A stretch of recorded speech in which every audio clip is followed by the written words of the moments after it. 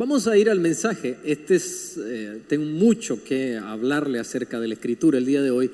Y vamos a partir con Romanos capítulo 1, versículo 21. Este es Pablo, inspirado por el Espíritu Santo, y le escribe a los romanos y le dice lo siguiente: porque habiendo conocido a Dios, ¿a quién le está escribiendo acá? A personas que habían conocido a Dios. No le glorificaron como a Dios ni le dieron gracias. Más bien se hicieron vanos en sus razonamientos y su insensato corazón fue entenebrecido. Entonces note que Pablo está hablando aquí para personas que conocen al Señor, pero estas personas, en vez de darle gracias a Dios, de glorificar al Señor, de honrar al Señor, hicieron todo lo contrario. Dice que sus razonamientos se hicieron vanos y sus corazones se volvieron insensatos, y por eso su mente, su vida fue entenebrecida. Vuelvo y le digo, note que aquí está hablando de personas que habían conocido al Señor, y significa que como a estas personas les ocurrió, tengo que decírselo, también puede ocurrirnos a nosotros si no nos descuidamos. Por eso el día de hoy quiero traerle el título de este mensaje, es cuando se pierde la reverencia. Cuando uno piensa en la reverencia, ¿no? Uno cree que solo se habla de tener respeto, quizás por el lugar donde estamos, por el templo o por la misma reunión. Pero esto va más allá. Recuerdo en una amistad que me dijo que en una ocasión él estaba escuchando un estudio sobre la reverencia y fue enfocado, la reverencia fue enfocada dentro del templo o de la reunión o de la iglesia, como quiera llamarle. Y dice este amigo, pero sabes, mientras yo estaba escuchando este mensaje, el Señor me estaba diciendo también a mí, a mi corazón, y me decía: yo no quiero tu reverencia solo en la iglesia, la quiero en todos lados. Es que la reverencia va más allá, y por eso quiero que tomemos como ejemplo el día de hoy a los hijos de Elí. ¿Ha escuchado alguna vez hablar sobre los hijos de Elí? ¿Ha leído sobre los hijos de Elí? Los hijos de Elí se volvieron famosos cuando alguien empezó a cantar una canción hace unos años atrás, pero normalmente las personas no conocían a los hijos de Elí, o tal vez usted ha escuchado la canción de los hijos de Elí, pero no sabe quiénes son los hijos de Elí. Hay un muchacho que compuso, que canta, no sé si la compuso, una canción que habla de los hijos de Elí. Su nombre es Jota. Lamentablemente este muchacho se perdió y está extraviado. Y mire lo que dice la letra. Señor, los hijos de Elí desprecian tu casa, burlándose de lo que es santo, y a ti ignorando. Pero ven a mi encuentro, muéstrame tu gloria, tu voz yo quiero oír. Muéstrame tu gloria, tu voz yo quiero oír. Recuerdo la primera vez que yo escuché esta canción, digo, ¿qué canción más linda esa? Y en teoría quien está hablando aquí es Samuel, ¿ve? Y está haciendo referencia a los hijos precisamente de Elí, personas que se burlaban del servicio del Señor. ¿Y sabe qué es lo interesante? Que estos hijos de Elí habían nacido para servir al Señor. O sea, escuche, personas que nacieron para servir al Señor, pero fueron las personas que más deshonraron el nombre del Señor. Increíble, ¿no? Nacieron para servir al Señor, pero deshonraron el nombre del Señor. Ahora, yo quiero decirle algo a usted. Usted nació para honrar y glorificar el nombre del Señor. Se lo voy a decir de nuevo. Usted nació para honrar y glorificar el nombre del Señor. No se equivoque, no hay diferencia en ustedes con ellos.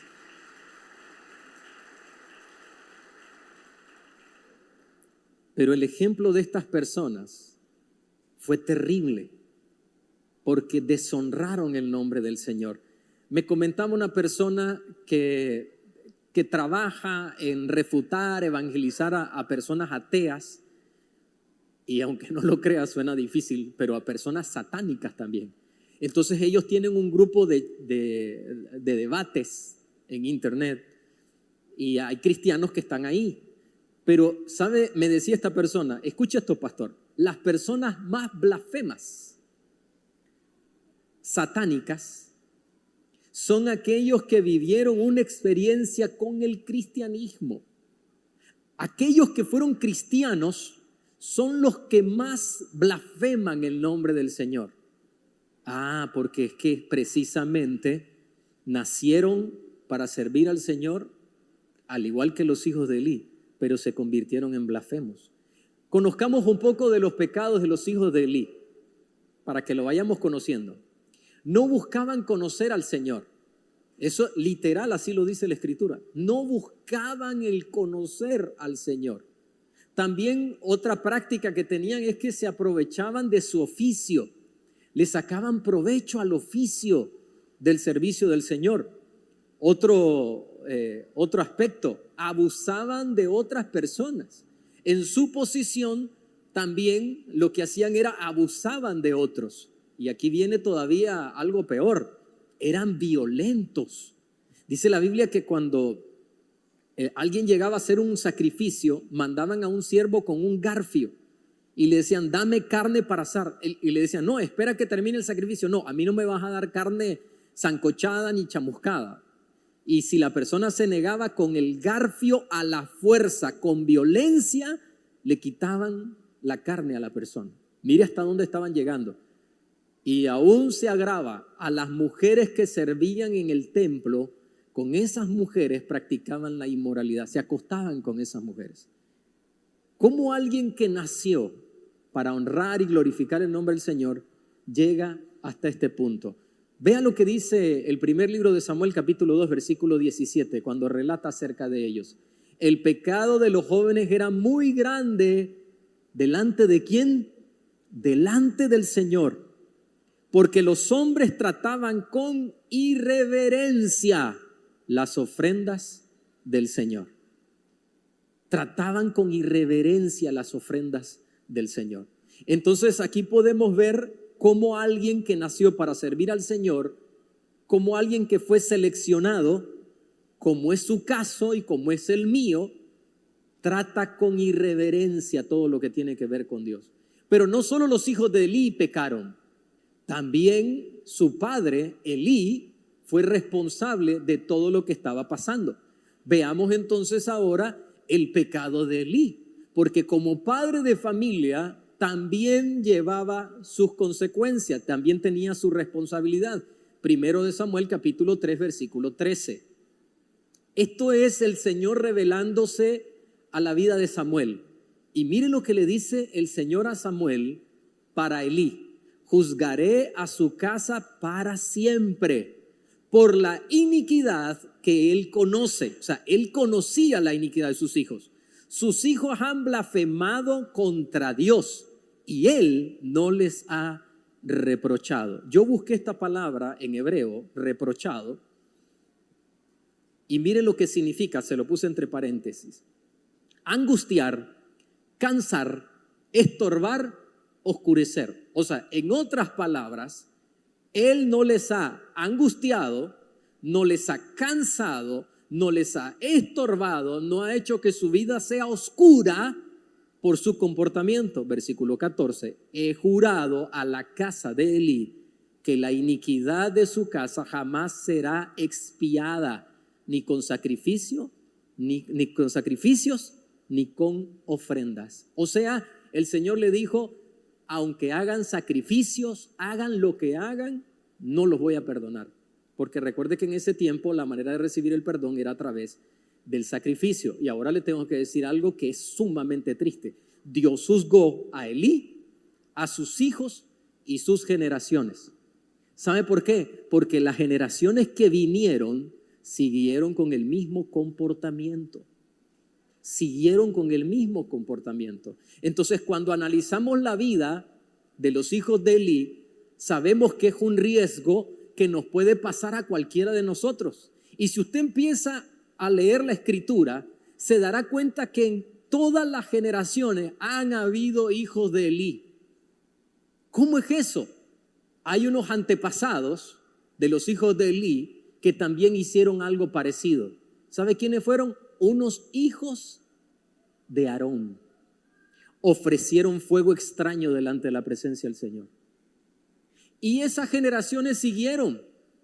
Los sumos sacerdotes del tiempo de Jesús también tuvieron un comportamiento parecido. En el tiempo de David, y ya cuando David estaba a punto de morir, el sumo sacerdote, el que había acompañado a David, también hizo trucuñuelas, trucos ahí para ganar ventajas con un heredero que supuestamente iba a heredar el trono, que era hijo de David, al cual David no había nombrado. Y ahí se cumple plenamente la palabra que el Señor le dio a Samuel, se cumple en ese momento porque es separado del sacerdocio ese sumo sacerdote que era descendiente de Elí. Siguieron las generaciones. Entonces es algo que nosotros tenemos que sacarle provecho.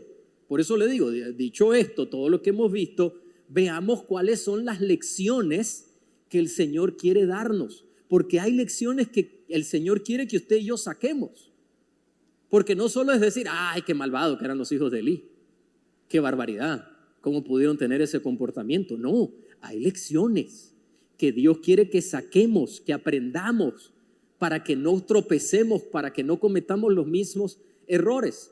Vaya conmigo ahora a lo que dice la carta de Hebreos capítulo 4, versículo 1 en adelante. Mire cómo arranca acá el apóstol que escribió esta carta, no sabemos quién es.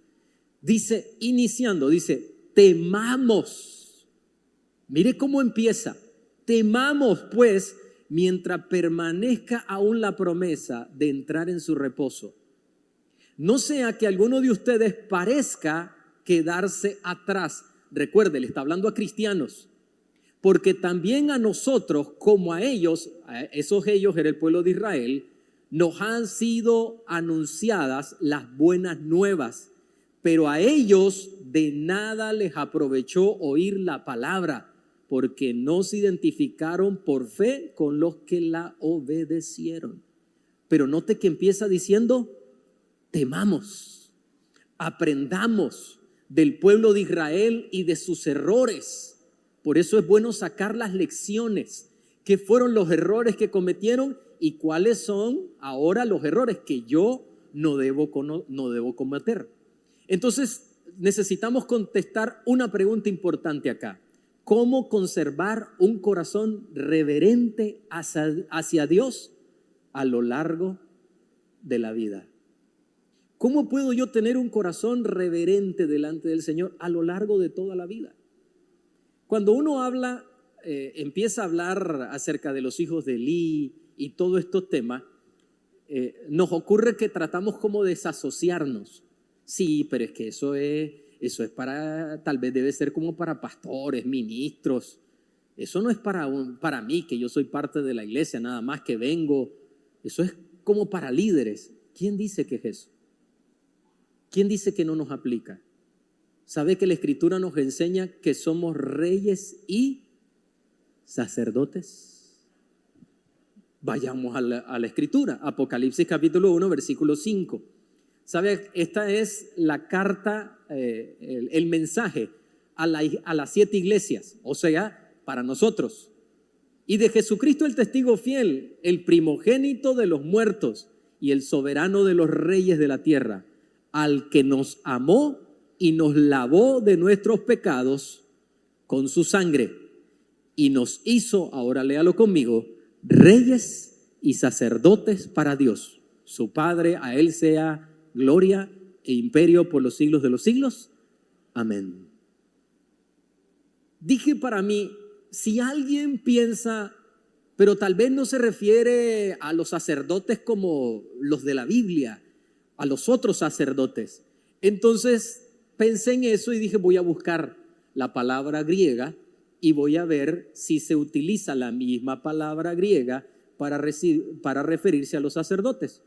Y tal cual, es la misma palabra que utiliza sacerdote aquí, la utiliza en todo el Nuevo Testamento. Recuerde que es en griego.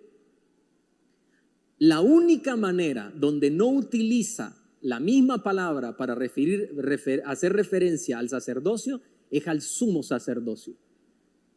Que sumo sacerdocio literalmente significa sacerdote en jefe, utiliza otra palabra. Pero cuando se refiere a sacerdotes, utiliza exactamente esta palabra. Entonces no podemos argumentar eso que pasó con los hijos de Elí o la referencia, eso no puede pasar conmigo porque yo no participo de eso, yo no tengo esa posición. Permítame decirle, usted y yo somos reyes y sacerdotes. Se lo quiero decir de nuevo para que se le quede grabado. Usted y yo somos reyes y sacerdotes. Dígame amén. Somos reyes y sacerdotes. Démosle ese aplauso al Señor. Así que no podemos esquivar esa responsabilidad. Volvamos a la pregunta, ¿qué tengo que hacer para tener un corazón reverente delante del Señor? Número 1, conociendo a Dios continuamente. Por favor, diga conmigo esa última palabra, continuamente. No es por temporadas. ¿Por qué está aquí? ¿Por qué vino aquí?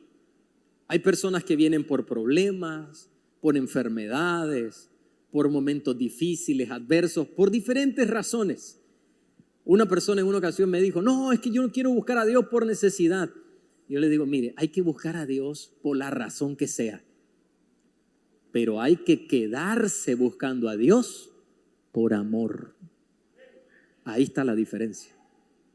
Ahí está la diferencia. Dios me ayudó, me sacó, me ayudó a conseguir un trabajo, salir de la crisis matrimonial, financiera, lo que sea. Entonces yo me quedo, ¿por qué? Por amor. Ahí está la diferencia, ¿ve? Pero esto de conocer al Señor no es por temporada. Perdí el trabajo, tengo que ir a buscar al Señor. Tengo este problema con mi esposa, tengo que ir a buscar al Señor. Tengo un problema con mis hijos, tengo que ir a buscar al Señor. Ahora, si usted tiene un problema en el matrimonio, busque al Señor, perfecto. Pero esto no es por temporada. Esto es buscar a Dios siempre. Mire, la Biblia nos deja establecido cómo tenemos que hacerlo. Le voy a poner varios ejemplos. ¿Cada cuánto le daba el maná el Señor al pueblo de Israel? ¿Se lo daba?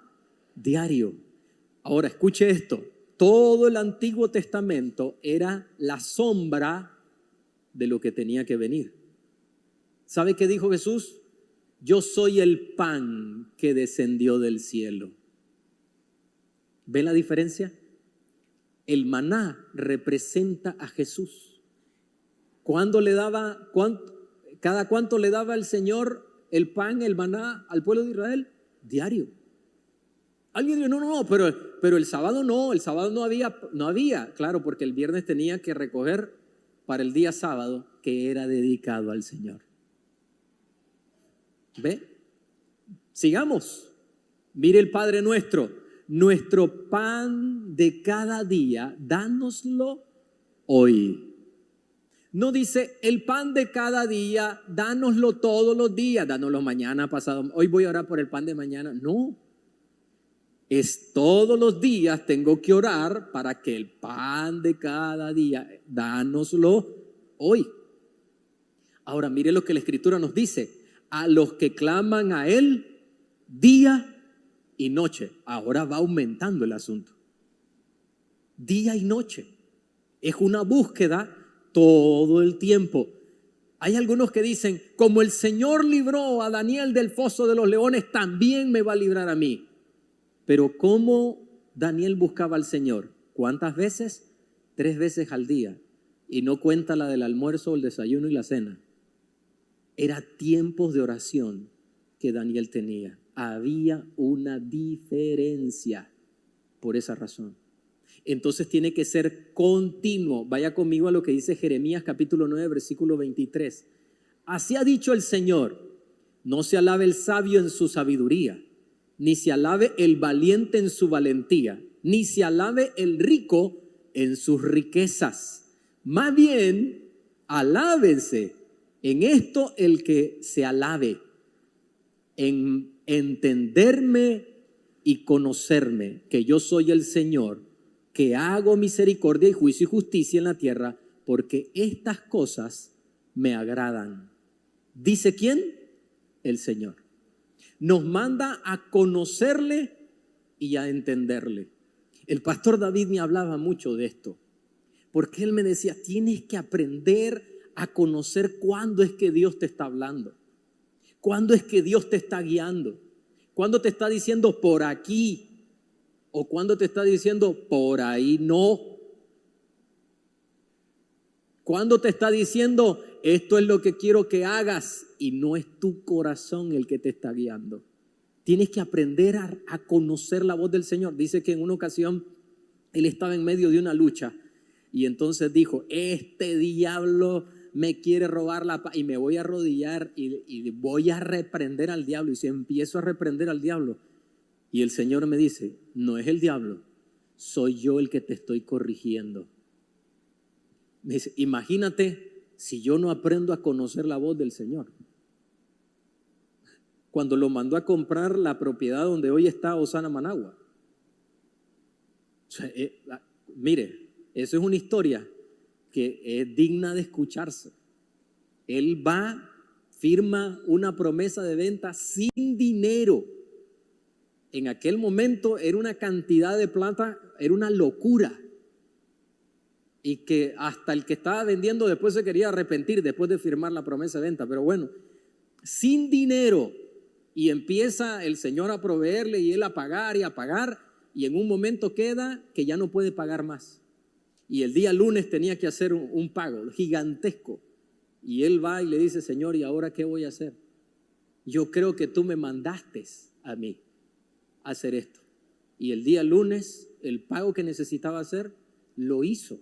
¿Por qué razón? Porque él había aprendido a conocer cuando Dios le estaba hablando.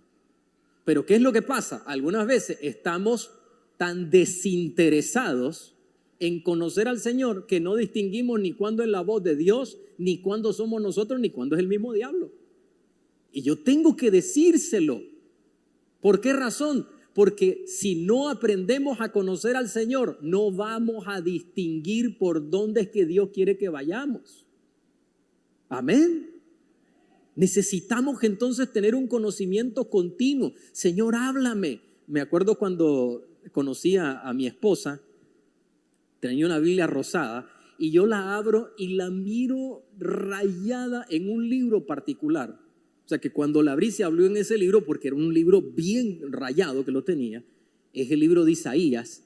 Y le digo, ¿por qué tienes tan rayado particularmente este libro? Y entonces me decía, mira, un día que estaba metida en una crisis y le dije, Señor, háblame. Y en mi devocional me tocó leer esto. Y mira, yo le pregunté esto y mira lo que el Señor me contestó. Y yo le decía, pareciera como que le preguntaste esto y el Señor dijo, no, yo ya te mandé un mensaje hace miles de años atrás, léelo. Y sí, me dice. ¿Quién era el que estaba hablando? El Señor. Pero eso tiene que ser en una relación de una búsqueda del conocimiento de Dios continua, no por temporadas. Número 2, reconociendo la santidad de nuestro llamamiento.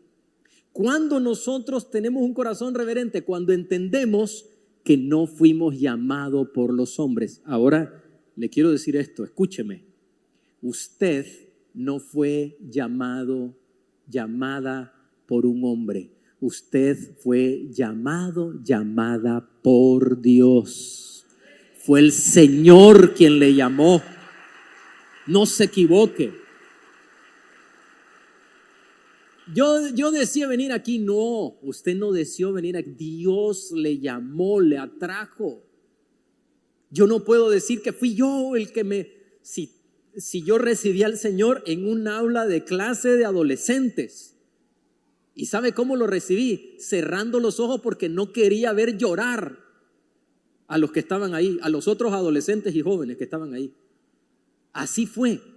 Y de repente, como dice el libro de los Hechos, vino la presencia de Dios sobre mí, y lo que yo decía que me molestaba de la gente, verla llorar, ¿cuál es mi susto? Que termino llorando también. Hasta después estaba como molesto. Uno de los que trabaja en audio aquí, que trabaja aquí con nosotros también, que es mi primo, recuerdo que cuando termina la reunión, él es menor que yo, y yo abro los ojos y lo miro así viéndome, y me dice, ¿y por qué estás llorando? Hasta en ese momento me di cuenta que estaba llorando, hasta mocoso estaba. Yo lo busqué, no, él me buscó a mí. ¿Usted lo buscó? No, Dios le buscó, Dios le llamó, Dios le apartó, Dios le seleccionó. Su llamado es santo, y santo es el Señor. Pablo entendía esto, por eso le dice a Timoteo en la segunda carta, mire, esta es la segunda carta, la última que escribió Pablo, se la escribe a su hijo Timoteo. De seguro le metió todo el corazón y Dios utilizó eso, ¿no? Le inspiró. Vea lo que le dice el versículo 9 del capítulo 1. Dios nos salvó y nos llamó a una vida santa. No por nuestras propias obras, sino por su propia determinación y gracia. Nos concedió este favor en Cristo Jesús antes del conocimiento del tiempo. O sea, antes de todo, ya el Señor nos había llamado. Ahora, quiero decirle algo. Este llamamiento santo a una vida santa no es una vida santa delante de la gente. Es una vida santa delante de Él. Porque esa es la que cuenta. La vida santa delante de Él. Por favor, diga esto conmigo. Una vida santa delante de Él. No delante de los hombres. Mire lo que ocurrió en una ocasión. Está una mujer defendiendo a su marido. Mi esposo es un hombre de Dios, él se levanta temprano, ora, lee la escritura. Yo nunca lo he visto mentir, nunca lo he visto faltar. La mujer defendió a capa y espada a su marido. Qué bueno. Se los digo honestamente, qué bueno. Pero unos meses después descubren al hombre que ha andado con otras mujeres. Entonces no era santo. Descubren al hombre que ha hecho unos negocios truculentos, que ha estafado a personas, y de repente se desaparece y se va del país y ya no se le ve más. Entonces, él era un hombre santo delante de ¿quién? De la gente. Porque si usted lo miraba, parecía que respiraba ángeles. Pero no era tan así. Entonces no cuenta que seamos delante de los hombres santos, delante de las personas. Con quien tenemos que mostrar la santidad es la que es delante de Él. Ahí es la santidad. ¿Sabe? Yo tenía unos 16 años de edad y empecé a vivir, a leer Biblia. Me aprendí todas las parábolas de Jesús. No había una historia, una experiencia de Jesús que yo no la supiera. Competía, teníamos competencias y ganaba el número 1. Me acuerdo cuando hicimos esa competencia de las parábolas de Jesús. Les gané a todos. ¿Y sabe qué empezó a ocurrir? Mi corazón empezó a llenarse, no de la presencia del Señor, sino de vanagloria. Y un día el Señor me lo dijo: tu corazón está lleno de vanagloria y te voy a humillar. Y lo hizo. Fue una humillación horrible. Y entonces un día voy a una iglesia y yo en ese tiempo era líder de alabanza. Para que tenga una idea. Yo no sé cómo, pobrecita la gente que estaban ahí. Yo era líder de alabanza, entonces alguien me había visto en una campaña cantar cómo habré cantado o cómo cantábamos de mal en aquel tiempo, que se me acerca alguien en esa iglesia y me dice, yo te he visto ministrar con poder, quiero invitarte para una campaña. ¿Sabe cuál fue mi primer impulso? Sí, claro. Pero después me acordé que delante del Señor no ministraba nada, que lo que era un vanaglorioso en el corazón. Y vuelvo a ver a la persona y le digo, ¿sabes qué? No puedo hacerlo. Tengo que arreglar algo primero aquí adentro. De 16 años de edad. Es que no es delante de la gente. No importa si dicen, ¡qué lindo! ¿Has visto a ese hermano cuando se pone a adorar al Señor? ¡Qué lindo cómo adora! ¡Qué bueno! Pero no es que lindo delante de la gente. Es que lindo delante del Señor. Porque no es una vida santa para esta tierra. Es una vida santa delante de Él. Amén. Número 3, desasociándonos con aquellos que no tienen reverencia. Vamos a desasociarnos con personas que no tienen reverencia. ¿Cómo funciona esto? Vea, hay personas que blasfeman contra el Señor y estamos ahí. No nos molesta. Hablan del cristianismo, hablan de Dios, hablan de la iglesia, vociferan y nosotros no tenemos problemas de eso. Pastor, pero son cristianos. Mire qué interesante esta experiencia. Marcos Witt es un hombre que Dios ha utilizado a lo largo de la historia. Le tengo mucho cariño y respeto a este hombre. Entonces un día, cuando empieza a salir YouTube, a volverse famoso, hace muchos años atrás, ellos publicaron la canción de Cuán bello es el Señor. ¿La has escuchado, no? Cuán bello es el Señor, cuán hermoso es el Señor. Linda la canción, ¿no? Recuerdo la primera vez que la escuché, fue una cosa que yo dije, wow, música diferente a la de Estanislao Marino, ¿no? Algo grande. Publican esa canción en YouTube y comete el grave error de decir, voy a revisar los comentarios de los hermanos que están diciendo. Dice, empiezo a leer los comentarios. Esto lo dijo en un podcast. Empiezo a leer y yo digo, Dios mío, ¿quiénes son estas personas? Porque le empiezan a decir, sos un demonio, sos un diablo satánico, brujo. Y habían unos que decían, si esa canción fue compuesta para el diablo, la compuso una bruja. Si saliste en el programa de Cristina y ahí te confrontaron. Y entonces dice él, yo nunca he estado en el programa de Cristina. Y esta canción la compuso un jovencito de aquel tiempo, ¿no? Porque ahora ya es un hombre. ¿Cómo pueden decir eso? Dice él que estuvo en depresión. Ahora, yo no digo que Marcos Witt es perfecto ni nada por el estilo, pero le puedo decir algo. Yo lo conozco personalmente. Y es un hombre sencillo. Organizamos un evento de él aquí en Nicaragua, de un libro que escribió Juan Beriken, que lo escribió junto a Juan Beriken, daba en el seminario, se llama Agudeza.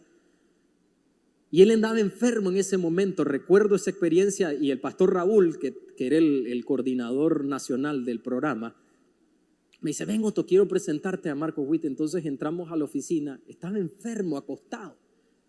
Y él como pudo se puso de pie y le dice el pastor Raúl, mira, te quiero presentar a Otoniel, el pastor de jóvenes, el pastor ejecutivo de la iglesia. Y me dice, mucho gusto, Marcos Witt, perdóname hermano que no te salude bien, pero no me siento bien, estoy enfermo. Y yo miré a ese hombre esforzarse por traer el mensaje en esa ocasión. Cantar a pesar de la calentura, el dolor de cuerpo, y después lo llevamos al hotel para que pudiese descansar. Y iba ahí, me acuerdo que iba entre dormido y un niño tocó la ventana del vidrio, ¿no? Y entonces él me vuelve a ver y me dice, Otoniel, ¿hay algo que podamos darle a este niño? Y yo, claro que sí. Entonces compartimos algo con el niño y luego lo llevé al hotel. yo miré a un hombre muy humano, sencillo. Digo, ¿cómo alguien puede decir que es un brujo? ¿Ve? Es que, ¿sabe qué es lo que ocurre? Que hay muchas personas que se llaman así cristianos y vociferan contra el cristianismo, contra lo que no saben, y nosotros estamos ahí como que si nada ha pasado.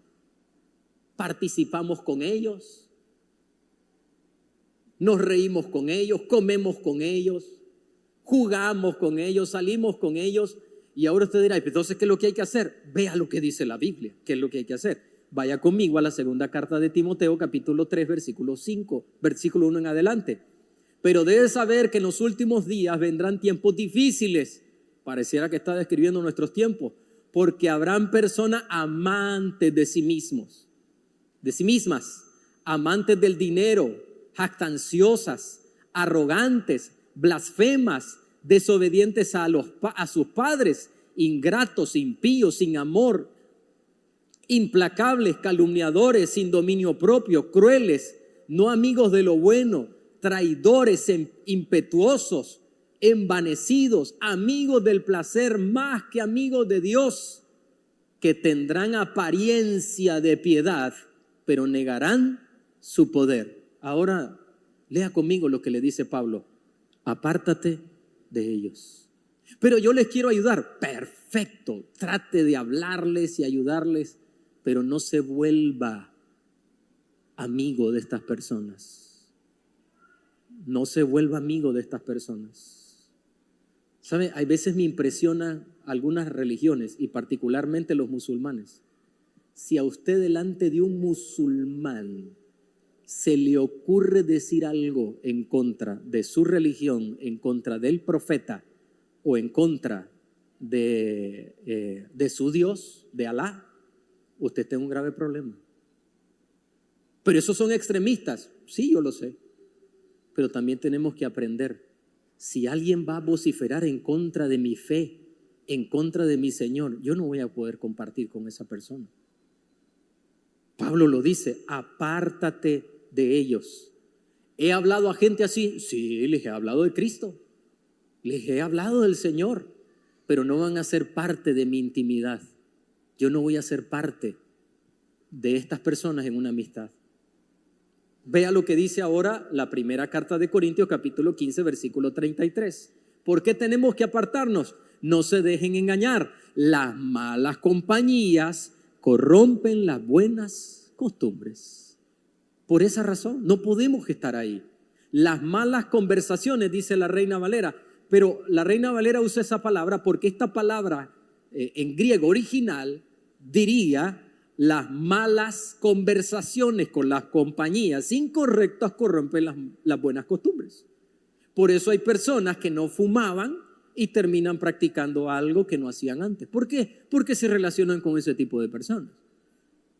Les convencen. No, pero si un trago no es malo. Lo malo es embriagarse. Y empiezan con el primer trago. Y como me dijo un miembro de esta comunidad con el que estaba trabajando para sacarle del alcoholismo, que gracias a Dios ya salió, me dijo esto: cuéntales mi ejemplo. ¿Cómo empecé yo? Con un trago. Un trago, así empecé. Y terminé siendo alcohólico. Gracias a Dios ya no lo es. Por eso no podemos andar en estas relaciones. Entonces la pregunta es, ¿con quién sí nos vamos a asociar? Número 4. Asóciese con aquellos que temen a Dios. Claro. Sus momentos de intimidad, ¿con quiénes van a ser? Con los que temen al Señor, con los que reverencian al Señor, con los que honran al Señor. Cuando yo entregué mi vida a Cristo, entrego mi vida al Señor, me acuerdo, llego al primer año de la secundaria, ya convertido, no al primer año escolar, sino que en el primer año que ya había entregado mi vida a Cristo, cuarto año de secundaria. Llego a clases y entonces, ¿sabe a quién busqué? A los cristianos. ¿Y sabe qué hacíamos? Antes que iniciáramos un examen, ¿sabe lo que hacíamos? Orábamos. Señor, guíanos. Nos reuníamos para estudiar. ¿Y sabe qué hacíamos antes de estudiar? Orábamos. Cuando terminábamos de estudiar, orábamos. En ese tiempo no habían celulares ni habían mensajes. pero nos llamábamos por teléfono, los que teníamos teléfono, nos llamábamos. ¿Sabe qué hacíamos? Orábamos, nos alentábamos. Cuando alguien no salía bien en una clase, tranquilo, mi hermano, todo ayuda para bien. Esto nos va a ayudar a esforzarnos mejor. ¿Sabe lo que ocurrió el primer año de conversión de mi vida? Ese año terminé siendo el mejor alumno de esa sección, después de ser un estudiante pésimo. Pero se lo atribuyo, ¿sabe a qué? A las personas que me estaban rodeando, cristianos que me animaban. Cuando nos pasaba algo, siempre usábamos ese versículo: a los que aman a Dios, todas las cosas lo ayudan a bien. Cuando llegábamos los días lunes, empezábamos a conversar lo que nos había pasado la noche anterior o el día anterior en la iglesia. Es las asociaciones con las personas correctas. Vea lo que dice el salmista, Salmo 119, 63. Yo, soy amigo de todos los que te temen, de cuantos cumplen tus preceptos. ¿De quién era amigo? De los que le temían. Sea amigo, amiga de esas personas que le temen al Señor. De esas personas que cuando le miren a usted, mirando donde no debe, le van a decir: hey, ten cuidado, ten cuidado. Un amigo me llama en una ocasión y me dice: hey, quiero contarte algo. Me gusta una mujer que no es mi esposa. Me siento atraído. ¿Sabe para qué me lo estaba diciendo? Para que le ayudase, para que lo llamase. Y cada cierto tiempo lo estaba llamando. Ahí estoy luchando. Hasta que un día me dijo: te quiero contar, mi hermano, que me siento libre de esa sensación que tenía. Y éramos varias personas que estábamos orando por él y hablando con él. Todo el tiempo conversando con él. ¿Buscando qué? Asociarnos con las personas correctas. Número 5, ¿qué tenemos que hacer para tener un corazón reverente? Orando por ese corazón reverente. Ore, dígale: Señor, ayúdame. ¿Sabe por qué? Porque nuestra naturaleza humana se opone a lo que Dios desea. Si usted tiene una persona que es enemiga suya, supóngase que usted no le ha hecho nada, pero es enemiga de usted, ¿qué quisiera usted hacer? Si somos honestos, ¿qué quisiéramos hacer? Tomar venganza. Si nos diese la oportunidad de vengarnos, ¿qué queremos hacer? Vengarnos. ¿Y por qué? Porque somos honestos y decimos la verdad. Pero el que no es honesto dice: no, yo jamás. Por favor. ¿Sabe? Quisiéramos leer lo que dice Romanos capítulo 12, donde dice el Señor, pero lo quisiéramos leer de esta manera, ¿no? Mía es la venganza, dice el Señor. Así lo quisiéramos leer. Pero no dice así. Dice: mía es la venganza, dice el Señor. De Él. Pero cuando le pasa algo malo a esa persona, que es nuestro enemigo, nuestra enemiga, ¿qué decimos? Yo sabía. Es que Dios castiga sin coyunda. Es que nuestra naturaleza quiere ir en contra de todo lo que Dios quiere. Pero ¿sabe qué dice la Escritura? Cuando le pase algo a tu adversario, no te alegres, porque el Señor lo va a mirar. No hay de qué alegrarse. Al contrario, hay que temer, porque siempre van a venir las consecuencias. Mire lo que dice el Salmos 51, versículo 10. Tengo que hacerle un contexto. David un día está en la terraza de su casa, de su palacio, y de repente mira hacia un lugar y hay una mujer bañándose. La mujer se llama Betsabé. La mira linda, su corazón le dice: eres el rey, puedes tener la mujer que quieras, mándala a llamar. La manda a llamar. Ahora mire, no crea que él no sabía que esta mujer era casada. No crea que él no sabía que esta mujer le pertenecía a uno de sus valientes de David, a los valientes de David. ¿Por qué? Porque estaba el palacio y a los alrededores, las casas que estaban a los alrededores, eran las casas de los más fieles que estuvieron con él en los momentos donde él era un nómada. Uno de esos valientes se llamaba Urías Eteo, otro dice Urías el etita. Y esa era la esposa. La manda a llamar, él sabe que es una mujer casada y sabe que esa mujer le pertenece o es la esposa de uno de sus valientes por la casa en que estaba. Pero él era el rey, eso le dijo su corazón, y la manda a llamar, se acuesta con ella, y de ahí parte que este hombre, escuche, primero adulterio, después emborracha a Urías Geteo para cubrir su pecado, que él se vaya, se acueste con su esposa y atribuirle el niño. Pero el hombre era tan justo, tan valiente, que ni siquiera se fue a su casa a acostar con su mujer. Y como no lo logra convencer después de haberlo emborrachado y emborrachado, con él mismo manda la carta de su propio asesinato.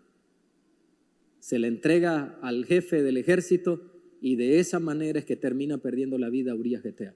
O sea, primero holgazanería, después adulterio, después el encubrimiento y finalmente termina matando al hombre con la mano de los enemigos. Y el Señor lo confronta, lo descubre, y ahora mire lo que dice Isaías, Salmo 51:10. Crea en mí, oh Dios, un corazón limpio y renueva un espíritu recto dentro de mí. No me eches de delante de ti y no quites de mí tu Santo Espíritu. Ahora lea conmigo lo que está ahí señalado. Crea en mí, oh Dios, un corazón limpio. Haga esa oración también, Señor, que mi corazón sea reverente delante de ti. Que aunque venga a mi cabeza pensamiento, yo digo, no, mi corazón glorifica al Señor. Y que sea delante de ti, no delante de los hombres. Que mi corazón siempre sea un corazón conforme a tu corazón. Esa es una oración que hago constantemente. Que mi corazón sea conforme a tu corazón. ¿Sabe para qué necesitamos esto? Para que no tengamos la vida o la historia de los hijos de Elí. Para que su historia, mi historia, no se parezca a la historia de estos hombres. ¿Sabe cómo terminan? El mismo día los hijos de Elí mueren los dos. Los dos mueren el mismo día. Perdieron el arca. Ellos fueron cargando el arca, ahí andaban, cumpliendo con la Biblia, con la ley. Les quitaron el arca y mataron a los hijos de Elí en esa ocasión. Así terminó. ¿Y cómo termina lamentablemente todas las generaciones? Terminan perdiéndose. Porque alguien no decidió tener un corazón reverente delante del Señor. Entonces, en conclusión, o la conclusión de hoy, nunca pierda la reverencia delante del Señor. ¿Decimos amén?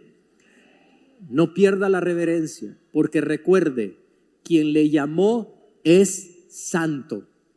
Su llamamiento es santo.